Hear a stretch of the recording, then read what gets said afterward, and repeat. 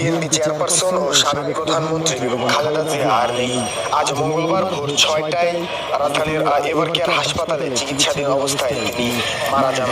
খালেদা জিয়ার মৃত্যুর সংবাদটি নিশ্চিত করেছে তার ব্যক্তিগত চিকিৎসক, বিএনপি ও বিএনপির স্থায়ী কমিটির সদস্য অধ্যাপক ডক্টর এ.জে.এম. জাহিদ হোসেন।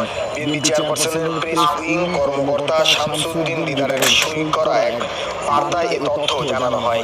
এছাড়া বিএনপির ভেরিফাইড ফেসবুক পেজ থেকেও বিষয়টি নিশ্চিত করা হয়েছে।